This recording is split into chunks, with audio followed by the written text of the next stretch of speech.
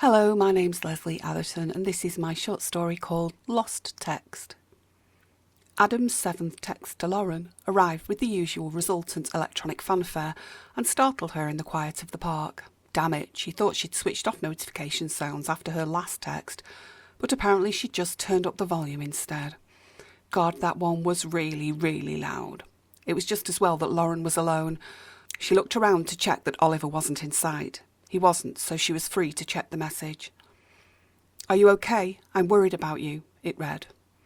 She looked up from reading and immediately typed G2G, got to go, before throwing her phone into her bag. Oliver had appeared from nowhere and was striding in her direction. He also looked extremely pissed off. Instinctively, Lauren knew that Oliver had discovered that Adam had started showing interest in her. Lauren had no idea how Oliver knew, but he knew all right. Though she'd done nothing wrong, she still felt awkward and was desperate to rid herself of both the guilt and Oliver. She hadn't encouraged Adam at all. He just kind of appeared and then continued to appear. And despite the fact that she definitely liked him, she had only responded to his texts and had only rarely spoken to him in person. She was with Oliver, and fear of him had ensured her compliance to his no friends rule. Still, she did love how Adam seemed to care about her happiness and well-being. It was worth breaking the rules for that kind of support. Oliver was striding nearer and nearer, almost denting the park's lawn as his angry feet pummeled the earth. Physically frozen just as much as she was verbally frozen, Lauren was unable to respond as her boyfriend of 16 months pushed her off the park bench onto the wet grass. Lucky not to have crashed into the tarmac, she nevertheless shook with shock and fear, head slammed and bleeding owing to a stray rock amongst the green shoots. With her neck sore and elbow grazed, she was about to undergo another humiliation. Oliver held out his hand. "Phone," he demanded. Tearful and silent, Lauren rummaged in her bag and handed her phone over. To do otherwise would have invited conflict that she wasn't strong enough to tolerate, bruised and battered as she already was. She had no access password for her phone as Oliver would not allow it and enforced his will through sheer brute force. A foot taller than her and a foot wider, he had brawn on his side. She had brains. Not that her intellect did her much good now, as Oliver opened the phone and scanned to the latest messages. "Adam," he snarled, "I knew it. I'll kill him." Lifting his hand above his head, Oliver slammed Lauren's phone down to the greasy black tarmac of the park's pathway. It bounced feebly towards him, and he stamped on it for good measure. "Can't text you now, can he?" Oliver said, pulling Lauren up from the floor with a sneer. "No, don't, Oliver," she said.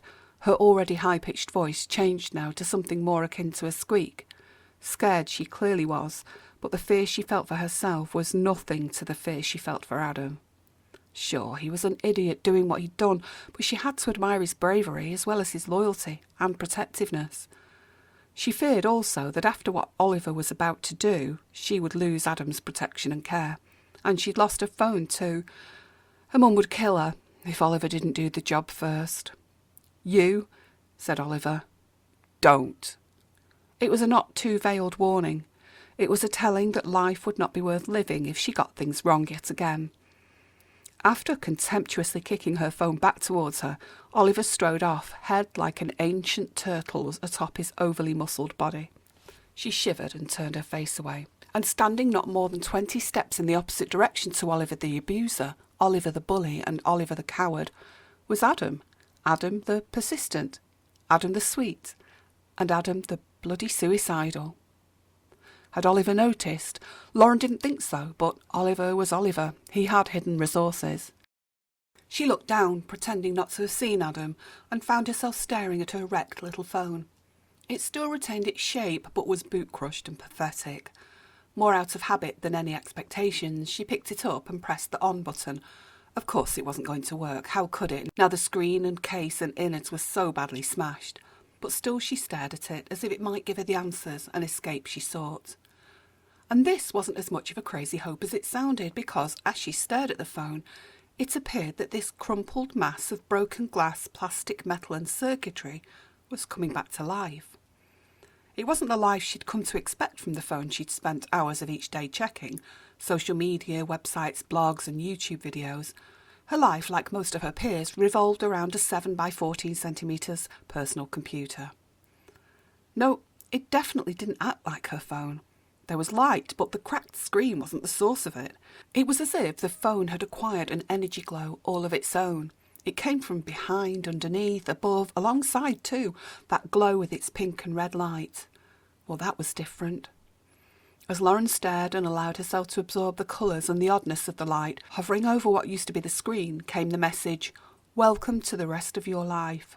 Lauren blinked and looked again, and as she did so, felt a force compacting her physical form, shrinking her and sucking her painlessly into the screen.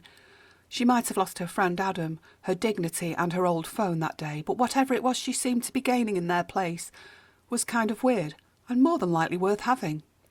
There was no fear and not even apprehension as she relaxed and allowed herself to be shrunk. A shout sunk into her drifting consciousness, and she turned to see Adam running towards her, fearful, confused and protective, and Lauren called back to him, "Adam, grab my hand. Come in too." He did as she asked, grasping her hand as if both their lives depended on it. After all, whatever this was, even if it was a group hallucination, it meant a bit of a break from Oliver, and it might even be an adventure. But perhaps it would be more of an adventure than she'd hoped. Lauren was through, and Adam almost through. His lower legs were still in Parkworld, while his upper body was, like Lauren's, drifting in a grey space with yellow, then blue, then orange walls, or were they mists, when he felt a large and muscled hand grab him by the ankle, and his scream echoed through the park. Nobody saw Lauren, Adam or Oliver from that day onwards.